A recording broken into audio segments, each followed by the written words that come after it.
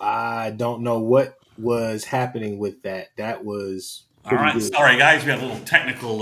Yeah, a little technical difficulty. This sometimes this thing is a little bit different. The intro and all the rest of that stuff. Regardless, though, we made it. We're here.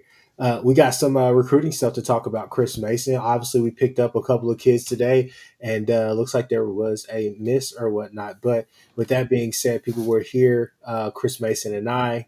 What is this? The fourth night in a row? Third night in a row? Third night at least. Yeah. So Yeah.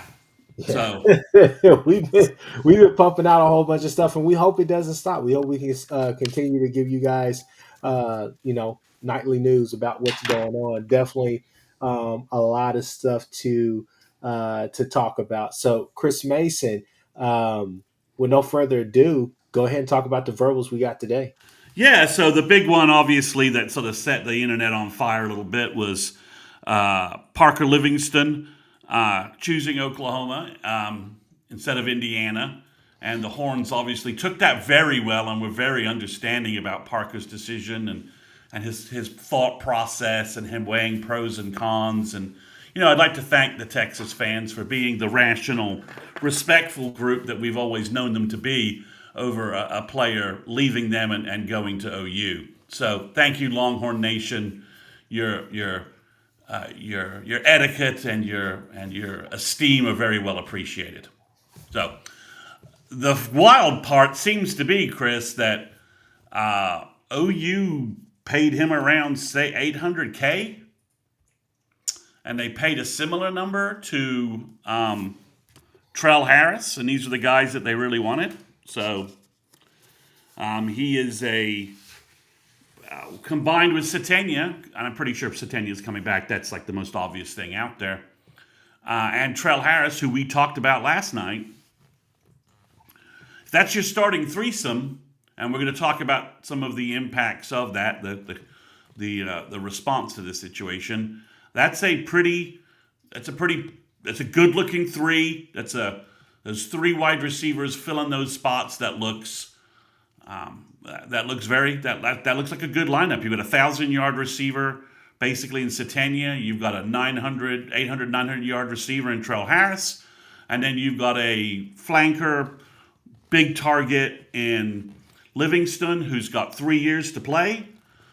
So he can kind of be the leader in your wide receiver room for a couple of years, depending upon how successful he is. Who's a bigger guy who can fill maybe the Keontez Lewis role and maybe be a little more, brings a little more juice to his overall game, better deep speed, bigger kid too. So I think OU, this is the two receivers they want, and this sets their receiver starting lineup, barring some changes, to help OU, help the OU Sooners in a passing attack move forward next year. Chris Mason, I disagree with you just a tad bit. Sure, go ahead. I think Parker Livingstone is going to give you a combination of things, but I think it's going to give you probably more than what you got from Keontez this past season. Granted, he was hurt. And Javonte Gibson, granted, he was hurt as well. But I think that this is a guy that comes in, and I think that you feel pretty good about what he can bring to this offense. And again, we talked about it last night. There's certain keys to this offense, and there's certain things that you need, and having a wide receiver like that can go get it done. And I think that OU is trying to create somewhat of an identity with all these big wide receivers that they're going to have. Manny Choice is going to be back next year. You made me think about that as well today when we were texting. But Manny Choice is going to be back. Pettit is there, right? And you have Livingstone. So you have your three big wide receivers, and then you And have speed elsewhere, right? Go ahead, go ahead. yeah, and we think Jermichael Carter is returning. Yeah. Yeah, so we think that's good. So that would give you, like, to give you four names basically. So there you go. Jermichael Carter 6'2", and everybody else about 6'3", 6'4", legit 6'4", right? So I think you're pretty excited about the prospects with those guys or whatnot. But Parker Livingstone again was a guy outside of me hating on Texas or whatnot. I thought that he was pretty good this year. I thought that at least for the early part of the year, whatever they want to say, he didn't have this. I saw Anwar tweet out something about he only had 100-yard receiving games against this team and that and more or whatever. But I always felt like he was a good safety net for Arch to help Arch, give him time to get himself going or I mean, whatnot. he's the only guy that made a play against Ohio State for the whole damn team, pretty much. Yeah, and you kind of got to think about it too when Arch was going through his struggles early in the season, not the end of the season because he played his ass off, and I'll give Arch that. But early in the season, you kind of got to wonder what do some of these guys' numbers on that Texas team look like if he's hitting them because they're running wide open and guys are open this and that. So a lot of questions, a lot of this and that, whatever. But still, you feel pretty good about the prospects with a guy like that, getting him on campus, luring him away from that type of offense that can be prolific and what probably could be or should be with Arch and Sark together in year two of him starting, right? And you would think that, yeah, I think that we got a steal there with that guy, and you Beat didn't have to go out there and put up crazy numbers or you know have the whole fan base going in a frenzy because word got out that they're trying to get this guy this guy to get into the portal and then try to get him on campus, right? So it's just one of those things where you don't have to worry about all that now and having to feud with teams or whatnot. I think that you have your wide receiver, your top two targets at wide receiver locked up. Now it may be time to still maybe do a little bit more work in that room, but we will get to that here in a second. But Chris Mason, we also got another commit. So go ahead. Yeah, we got the guy we talked about, Kenny Ozawalu Uh-huh. from UTSA. He committed. He's a defensive end. Maybe he's a defensive tackle. There's going to be some confusion about that from some of the Twitter posts, but in his photos, he was with Miguel Chavis, and I think OU wants to use him as a big defensive end in their scheme. They kind of like that. And he's a redshirt freshman, so he'll be a redshirt sophomore next fall and give OU 3 years. And he's a big kid.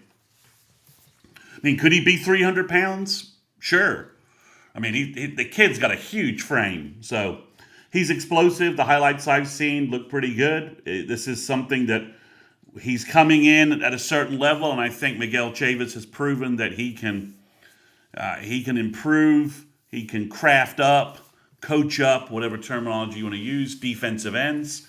And I think this gives OU a weapon that may not be a big weapon in 26, but in 27, this could be paying big dividends for the Sooners. Yeah, it's somebody with good size, and you just never know. I mean, I'm really excited about. Um, Obviously, winter camp is is about to be here before we know it.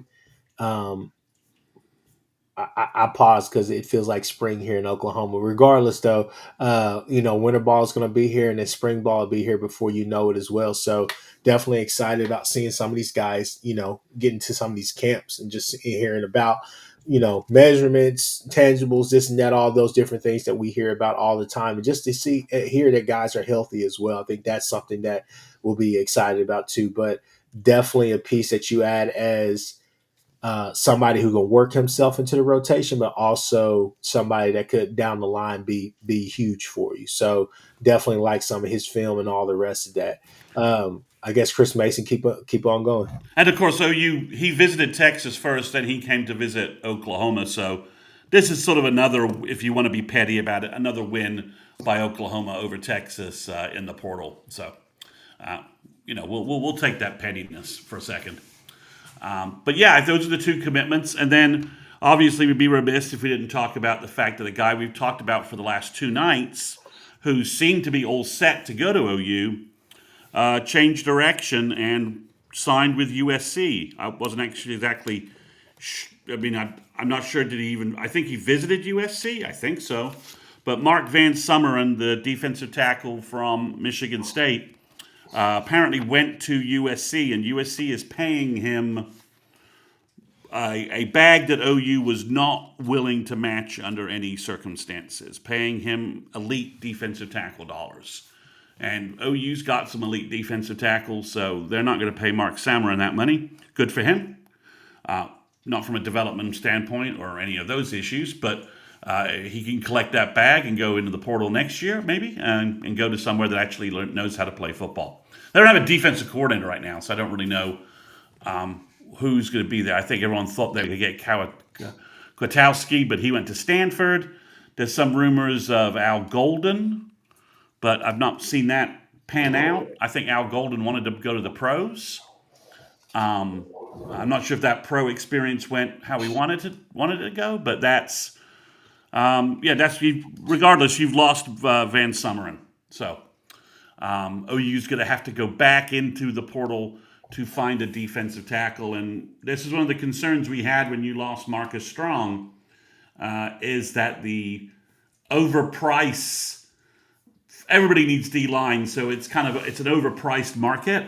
Mhm. So you were concerned a little bit once you found Van Summeren and you canceled on Sigler, who isn't going to Auburn, maybe now is going to Alabama.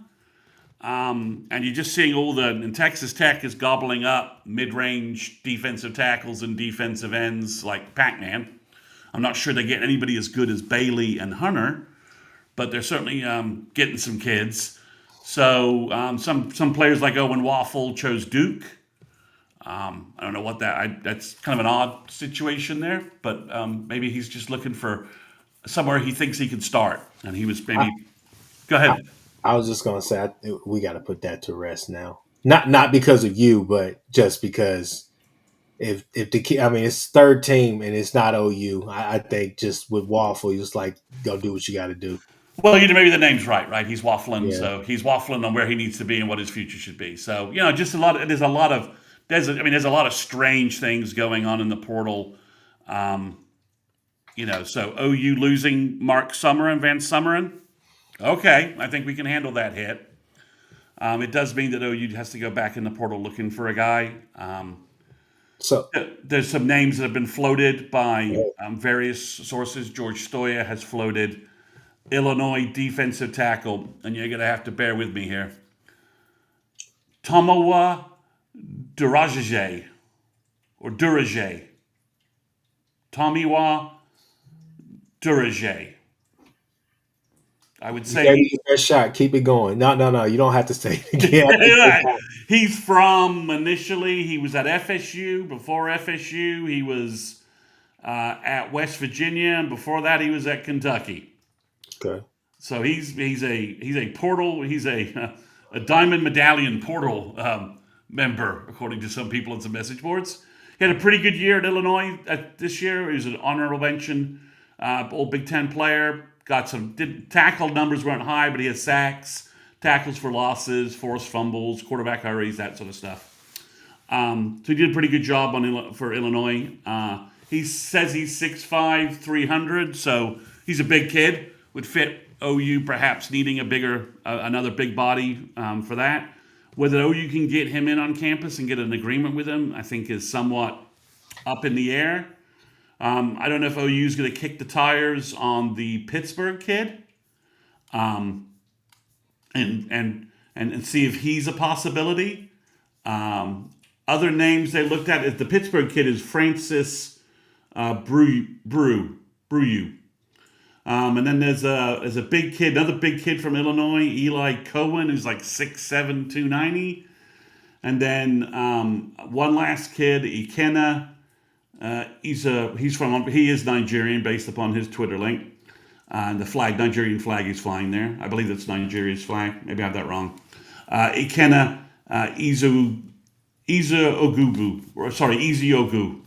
Just killing me with these names here. I need a phonetic explanation. So OU's looking at some names, but they're going to be scrambling a little bit for this, and it's a hard market to find someone worth giving money to who's going to take the money that OU has. If that's kind of an abstract phraseology, but there's guys OU could add, and they may not add any value to the rotation, right? Yeah. And then there's guys that they could look at, and would be good in the rotation, but the market's just pricing OU out. So we'll see what happens there. Got to kind of figure that thing out. On a positive side, they do have two more offensive linemen coming in to visit. Peyton Joseph, a big offensive guard tackle from Georgia Tech, had kind of an uneven year with Georgia Tech. Very talented kid. He has several years to play, so that would be a nice addition. And then there's I tracked this guy's name down, and then there's a guy who has 2 years to play, Luke Work, an offensive tackle. He's like 6'5", 300. He would have at least 2 years to play as well. He's going to come in. So these are some guys I mentioned that OU is going to continue to try and add some talent and some depth to the room, and just try and bring some guys who have several years to play. So, Chris Mason, I do want to backtrack just a little bit. Thank you for that tidbit about the offensive line. But um, three positions right now that I am kind of eyeing, I'm looking at. So, obviously, we talked about defensive tackle. I think that they will make the right moves, and it may be a smaller school type of guy, but I think they will find somebody who has some production. I think at some point, especially next week, I think that's whenever you'll start seeing people, having to kind of make decisions, especially those guys who have a chance to play at top programs, right? Like a OU, like a Bama, places like that, to where they have to kind of make a decision, right? And that's the thing about this staff right here. Sitting here talking right now, we don't know who the hell they're talking to, because they've had people, again, this DN that we just took, snuck him on campus. Not too many people knew anything about that. But that's what I was about to turn to. Obviously, shout out to Drew. Drew is our guy.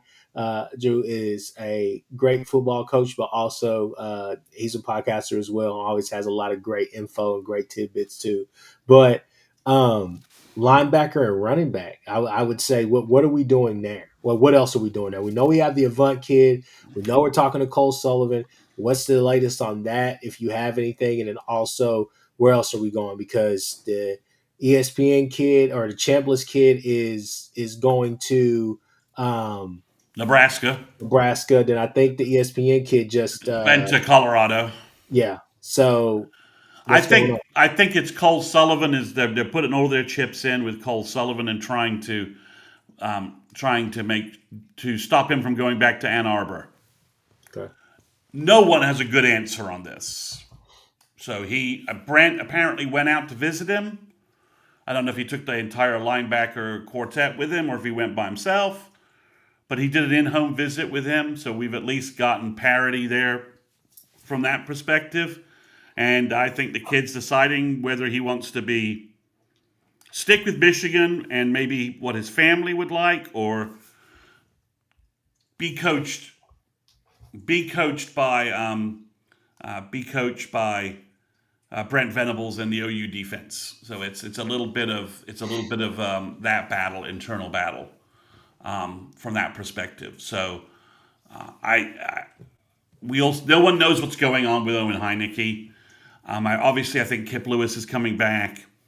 If you get Cole Sullivan and you add in a Samo Musigo, and then OU wants to start developing James Nesta. So if someone says they know what's going on with Cole Sullivan, then that would be news to me. Everyone seems to be we just don't know. So just unsure right now, just don't know. So if OU doesn't get him, I think they double back onto Owen Long, and maybe they double back onto some other linebackers that they're kind of keeping an eye on. Although the linebacker group is starting to thin out a little bit. From the Vatek guy they were looking at went to Bama. As you said, Owen Chambliss chose San Diego State. Although poaching kids from Nebraska apparently is very possible. So we'll see what happens there. Although he did follow his defensive coordinator to Nebraska so that seems a little harder thing to knock. But that's what's going on at linebacker. There's nothing else going on at running back right now, Chris. There's no other there's no rumbles of anything at running back. The only piece of news we have is that C.J. Baxter seems to enjoy the social media interactions with Jim Nagy and Lake Dawson, and that's it. But it could mean there's lots of guys that the coaches follow back and nothing happens. Sometimes it does turn into something, but right now it's nothing. So I think they're going to focus on squaring away the defensive tackle situation. I think is the number one priority at this point, and then the additional O line kids because it's not a great O line group. So if OU can carve out as many O line pieces and get them signed, ready to be on campus, that's a good thing for the Sooners. If they could get two more, I think that would be at a minimum that would be great. If they can walk out of this with four portal additions, that makes a lot of sense. Bless you. Sorry about that. Well, oh, go ahead. Go ahead. Keep going. So that's where we are. I think it's defensive tackle, and then it's getting these last offensive linemen, carving out as much quality as we can from a thin group that's being picked off left and right.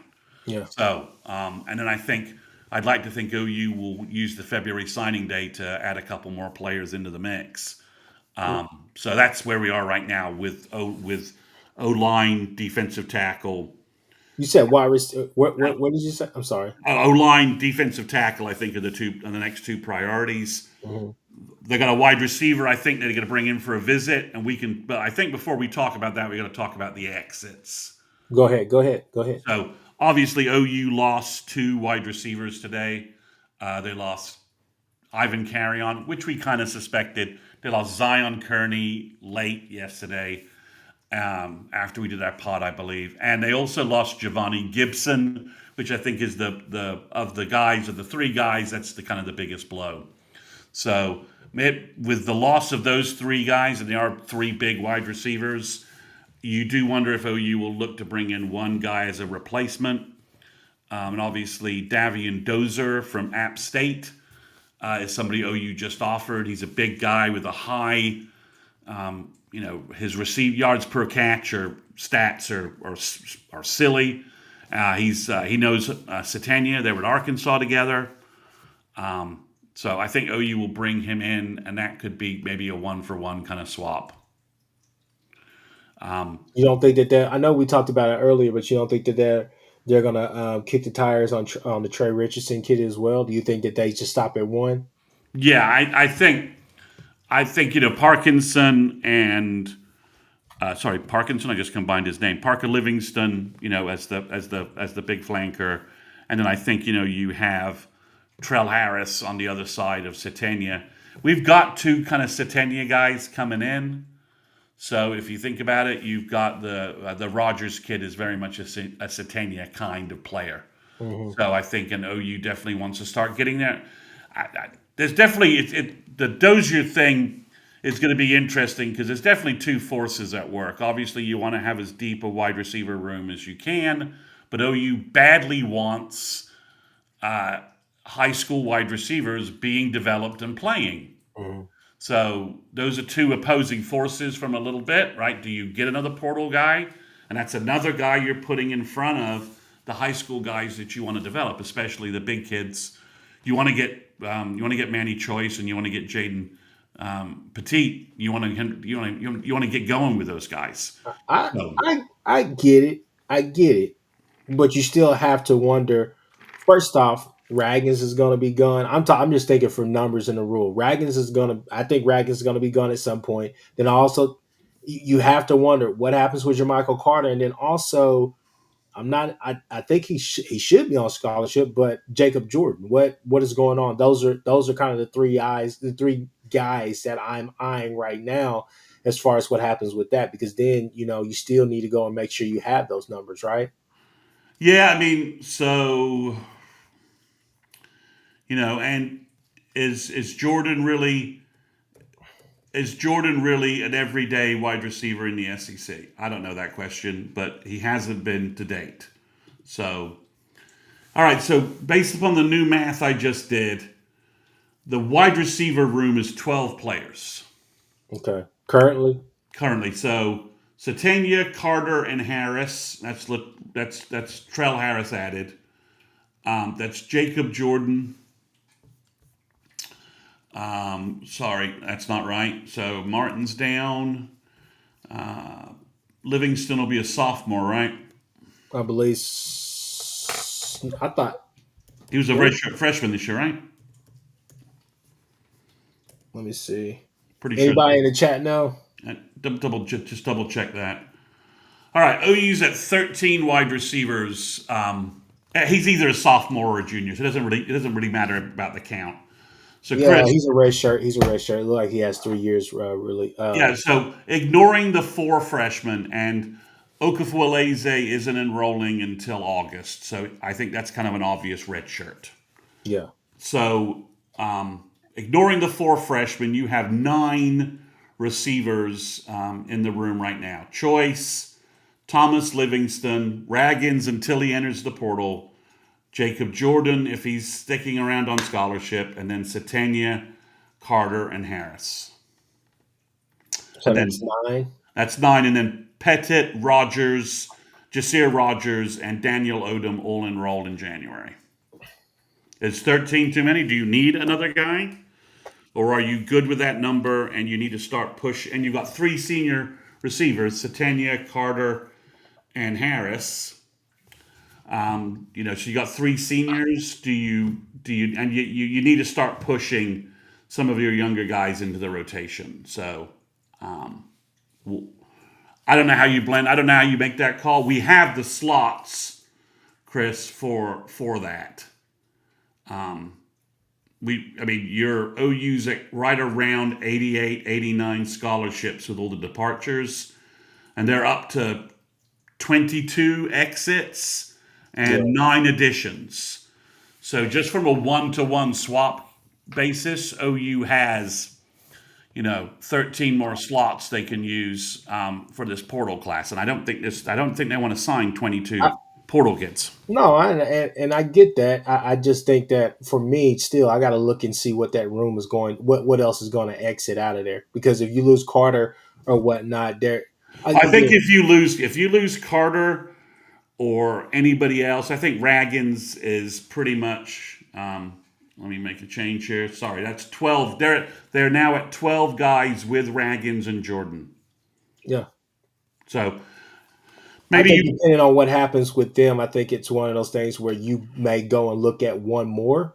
I get the whole thing about development and all the rest of that stuff, and I'm here. I'm all ears for that, and I'm here for it as well, Chris Mason. But still, numbers wise, because at the end of the day, um, attrition has set in on Yeah. certain parts of the team, and so you still got to think about that too. So Davion Dozer would be a junior in the fall, so he gives you 2 years. So that works from a staggering class perspective, right? Yeah, He's not another senior because four senior wide receivers isn't really helping you, right? That's just from a development, rotation standpoint. You want to get out of the wide. I mean, the wide receiver game in the portal is just ridiculous from a price perspective.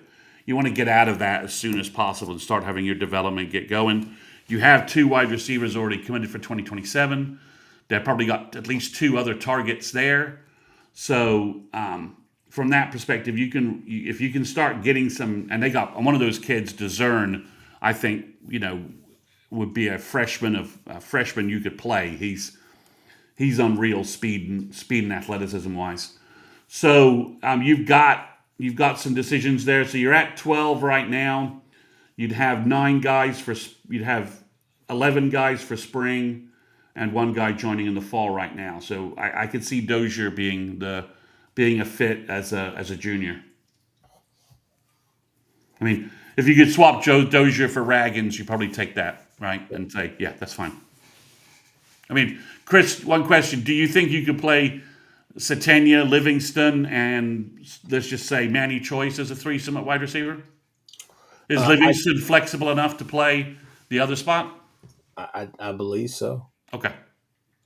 I believe he's gonna. I think that the difference between he and some of the other guys that we had this year is that I think that he he's gonna add that big play capability because we saw him do it last year. Again, 500 something yards, 20 something catches. You can say whatever you want to say about him, but again, I think 6'4" target that can run and that can get open. I think that you may he's gonna make life easier on Satania. I really do believe that. Well, one interesting thing, just away from OU, but more big picture portal. Washington is saying that they are going to pursue all legal avenues to enforce Desmond Williams' signed contract. Oh wow. Like, dude, you signed a contract. You're not a free agent. And this is where we need to get to in this game, right? Sign contracts, guys locked out of the portal for 2 years, play your contract. That's Yeah. what we need to get to. So, but that's going to be interesting. Um, there was a tight end on campus from Yale, of all places. This was mentioned by both Sooner Scoop and OU Insider. They both sort of had this information at similar time. His name is Spencer Mermans, and he's 6'6", 260. So OU's not messing around in terms of big dudes who can block.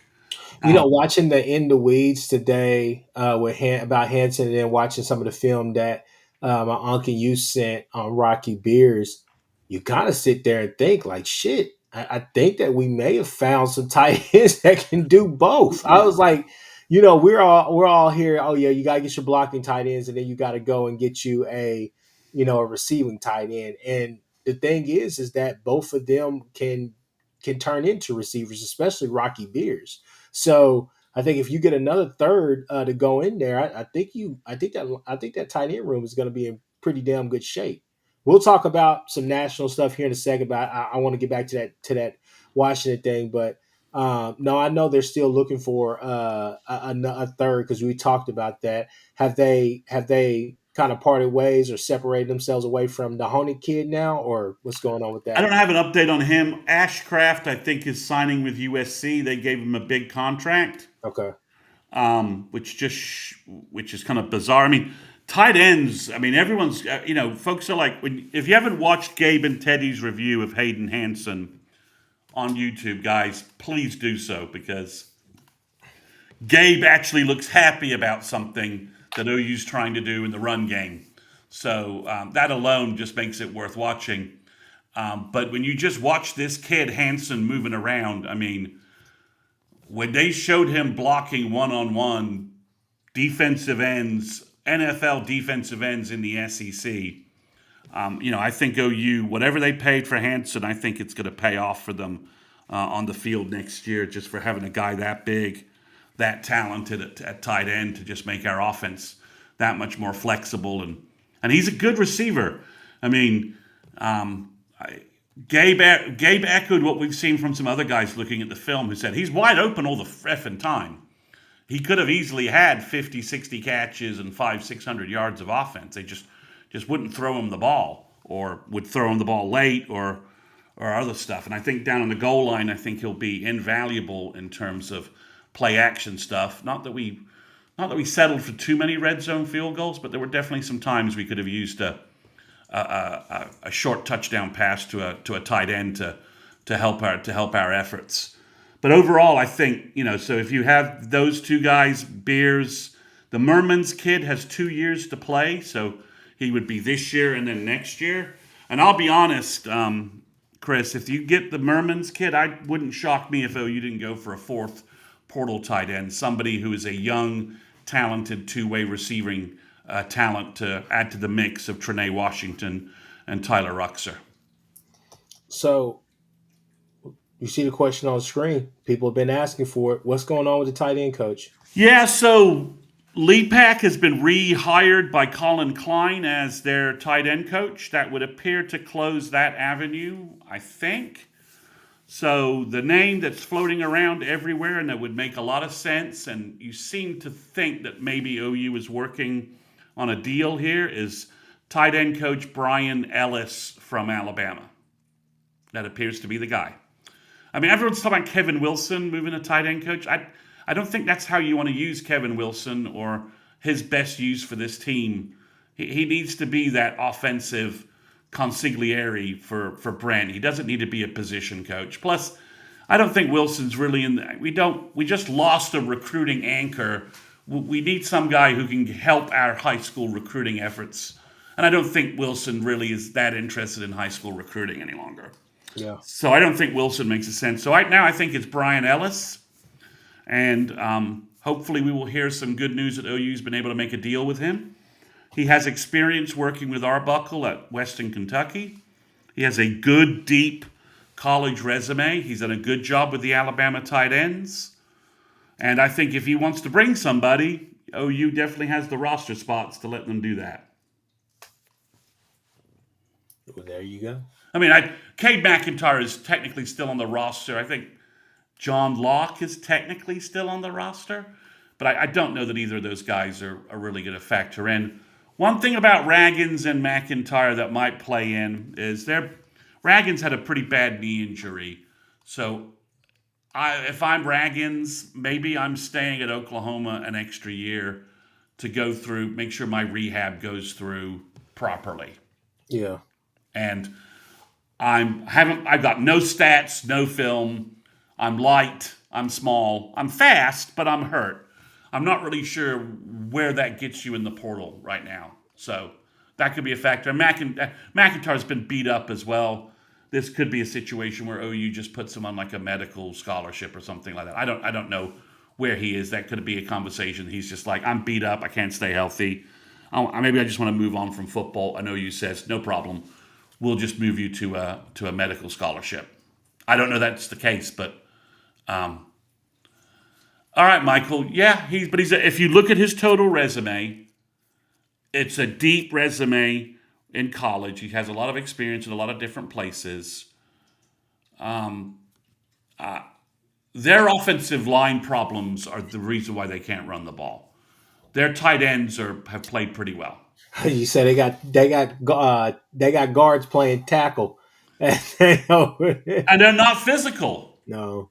I mean, the my brother thinks the what's his name, the big tackle Proctor. Proctor is awful. He's like, please don't let the Bears draft Proctor. He's a guard, and they're not real physical. And I think to a certain degree, like OU, Bama just runs a finesse scheme. Yeah, it's very finesse. It's very So finesse. so it's just when we're talking about OU's going to have to make some philosophical changes to push a running game. Part of that's getting some big guys who can smack people, and they Yeah. just brought two guys in and they want a third. So ideally, that changes the room entirely. If you watch Gabe and Teddy's stuff, Gabe is just talking about like all the zone plays that Hansen gives you and what he can do in the blocking game to really help your running game.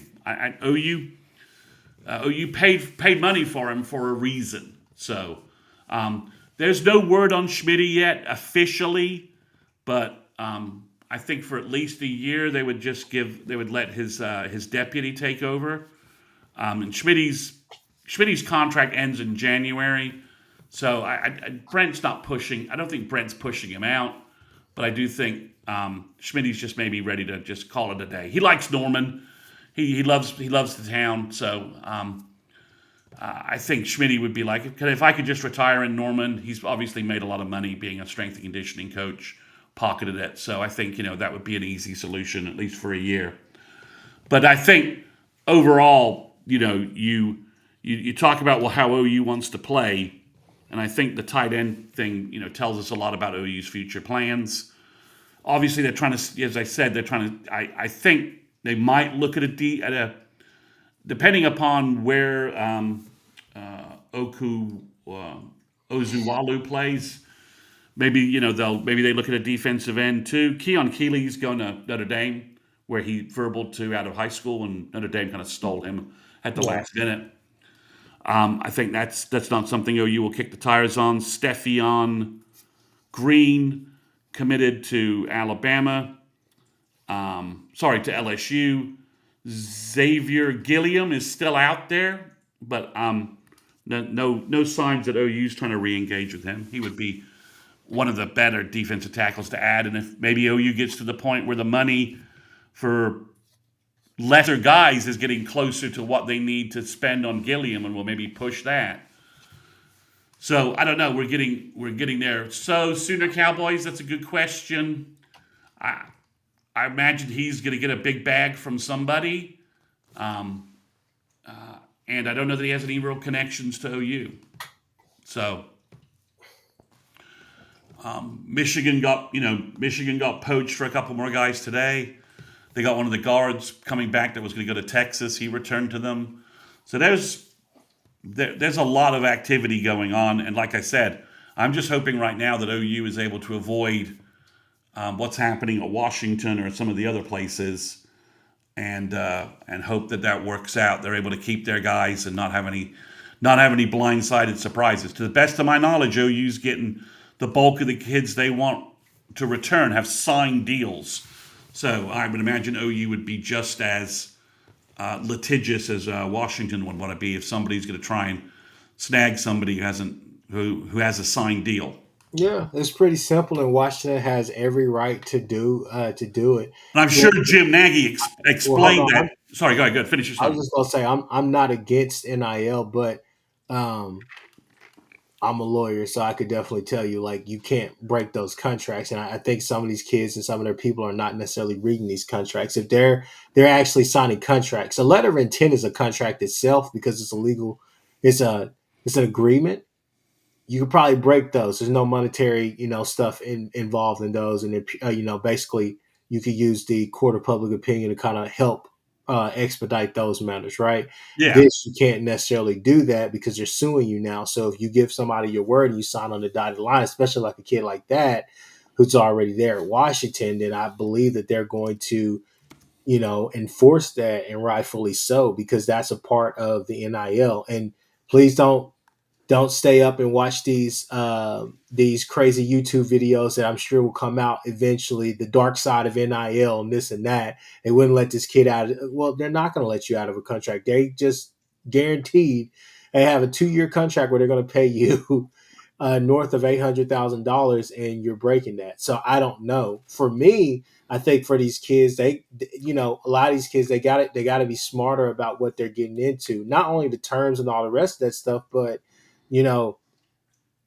$2 million in you're making $2 million in California opposed to making $2 million in Florida, Oklahoma, Texas, places like that, where either the cost of living is cheaper, they don't have any state income tax or anything like that.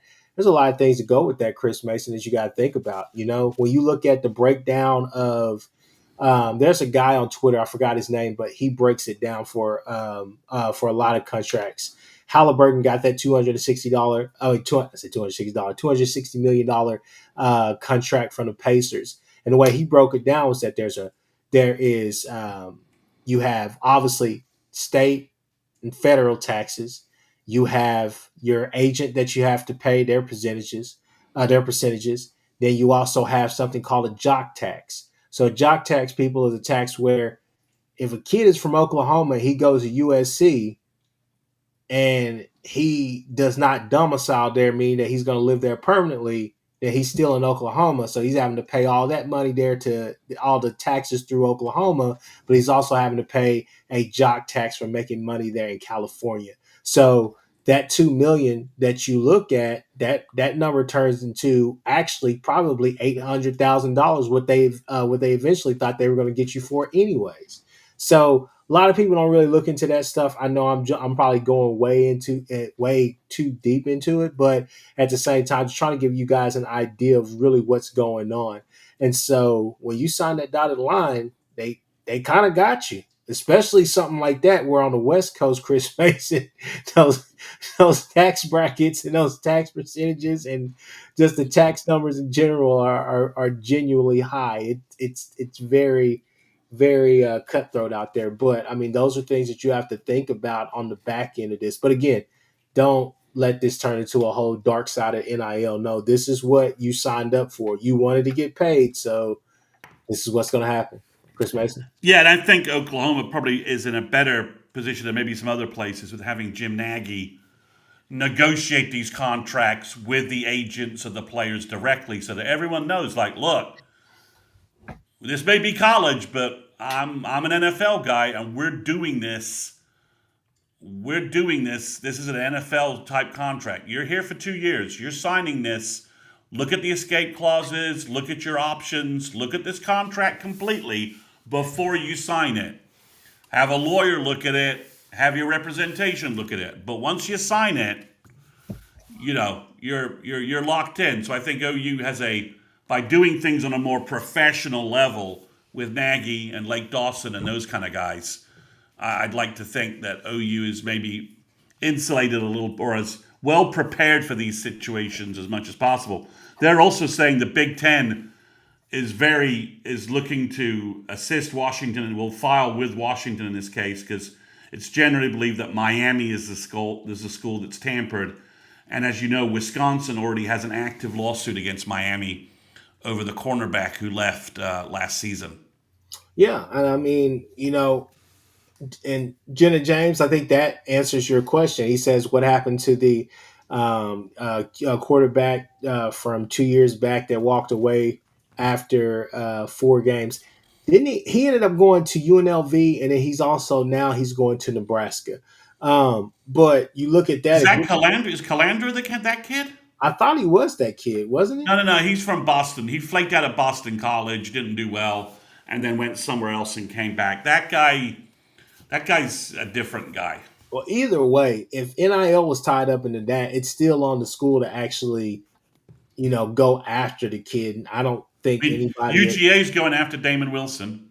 yeah, I don't think Who's anybody at UNLV was in a hurry to go go after anybody. I think it was kind of good riddance. See you, sayonara. I mean, they ended up losing all their coaches anyways after that year. But yeah, okay? So I don't know Chuck Kearney. Maybe I don't know. I don't know Jim Nagy personally. Um, and some of the stuff you're saying here. Okay, I mean I think you want him to be the henchman is what you want him to be, not a henchman. I don't know what a henchman is.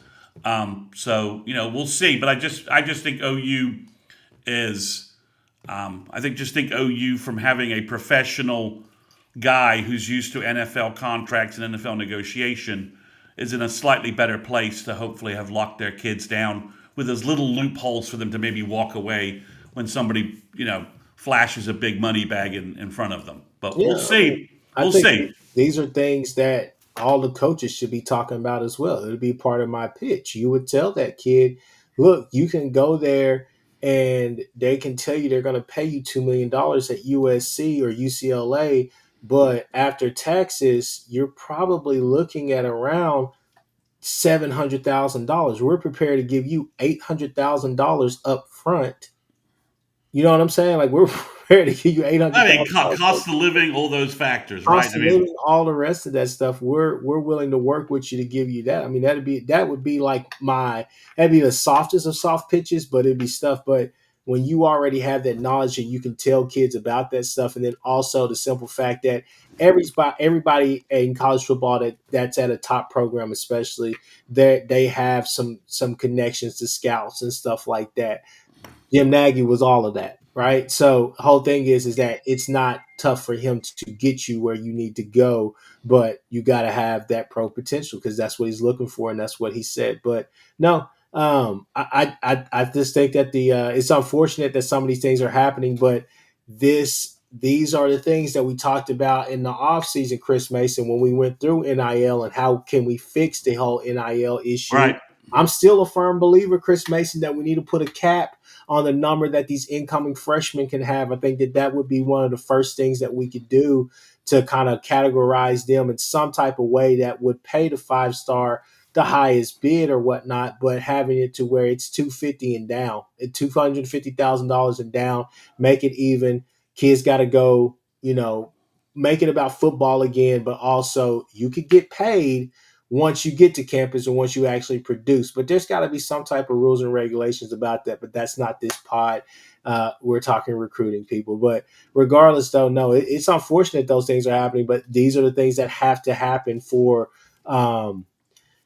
unfortunately, the NCAA, the Empire, to actually do something credible, right? And I'm sure that they're trying, but just whereas I feel that if they let me and you have our way, we would have a chokehold around this thing. But for them, it seemed like they put all of Diddy's oil on their hand and are trying to choke this thing and just cannot. So go from there.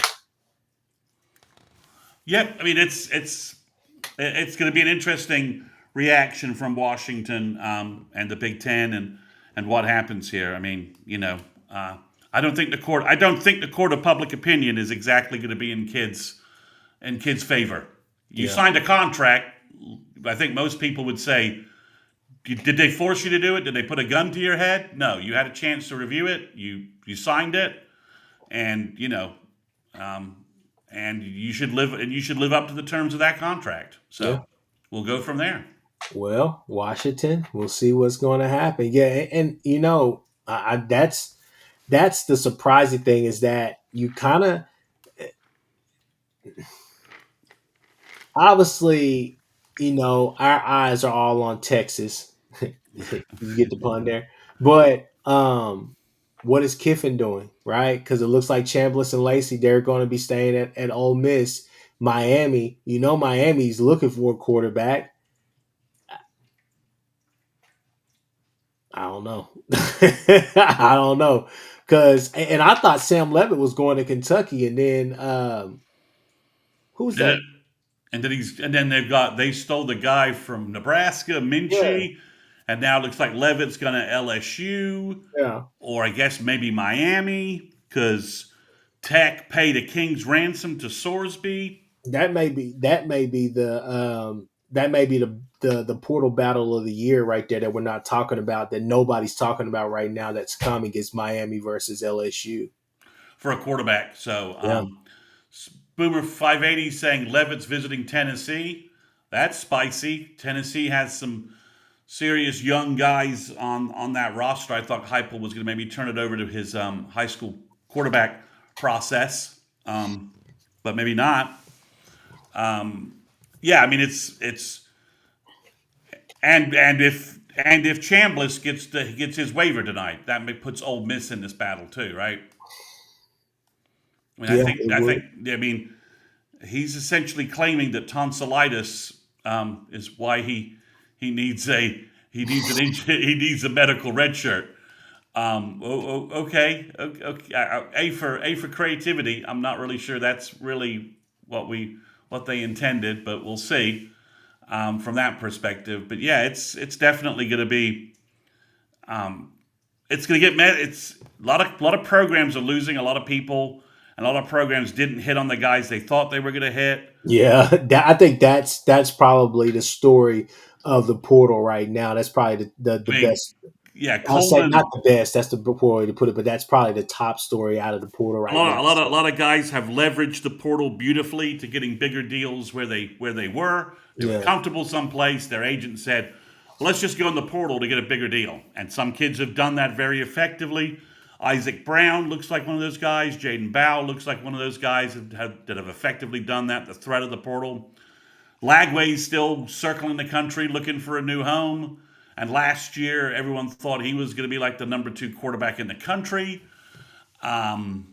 So it's a strange thing. The Coleman thing is probably going to end up as some bizarre auction between Tech, A&M, and Texas, with them all outbidding each other, and the only person they're going to end up paying is Coleman and his legal team and agent.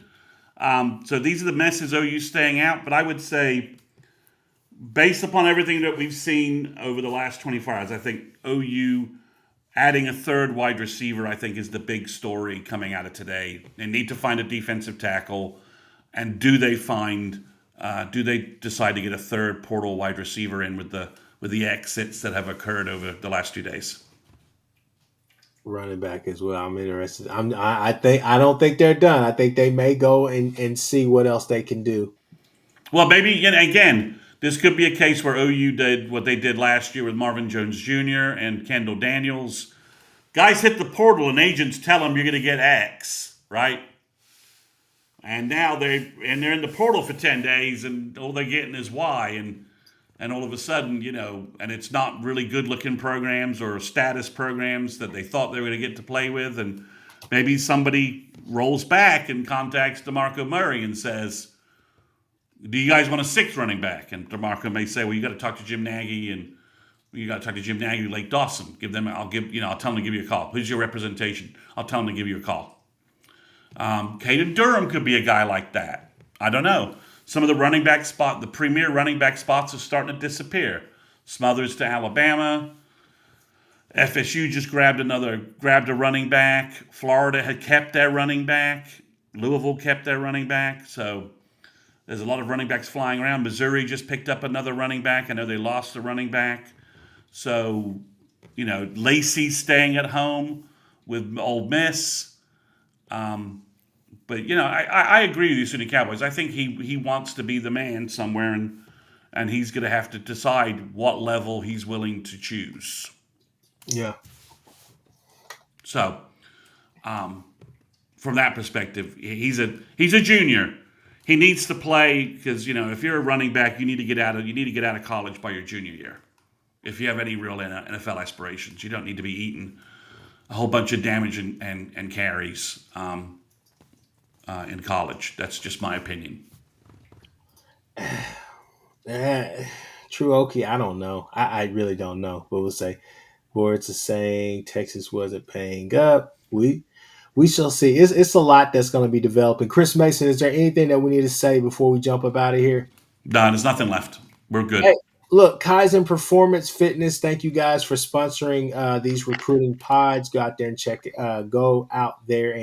out GFit and Mero. See what they got going in Norman, Oklahoma. Again, that's Kaizen Performance Fitness. Thank you guys for sponsoring for the video. That being said, people, we do have one more thing that we want to show you guys. If it'll play.